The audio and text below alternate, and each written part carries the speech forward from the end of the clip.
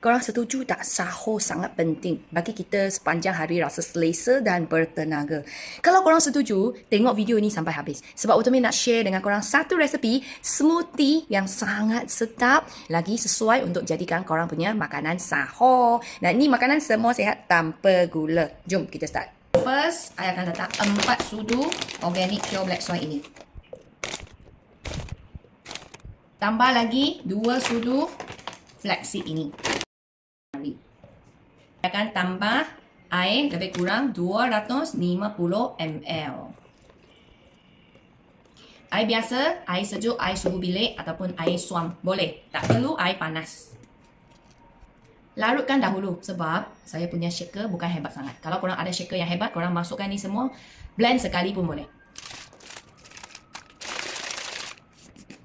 Kalau macam ni, nak terus minum pun boleh. Tapi hari ni, kita nak buat smoothie yang lagi smooth punya kan? Okey, kita masuk dalam blender. Dan saya nak bagi dia rasa manis lagi sedikit daripada kurma. So, nanti akan letak kurma sekali. 2 biji kurma.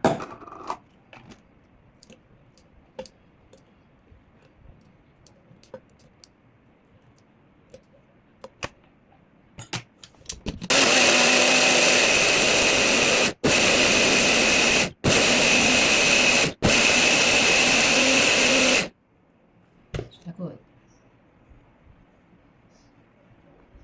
Okey kot. Keluarkan dia. Smoothie sudah siap. Crazy. Bau wangi betul-betul.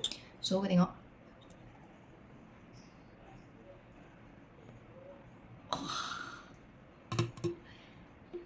Siap, satu cawan smoothie yang sedap dan sihat, kaya dengan nutrisi. Paling penting, langsung tak ada bahan kimia yang akan membeban you punya hati ataupun buah pinggang ataupun organ-organ lain. Semua makanan ni bagi you semakin sihat saja. Jemput minum. Sedap gila-gila. Sangat sedap. Korang tengok. Sangat smooth Rasa manis-manis manja, tanpa gula, tanpa pemanis. Sebenarnya dia punya rasa sendiri. Baik, kawan-kawan.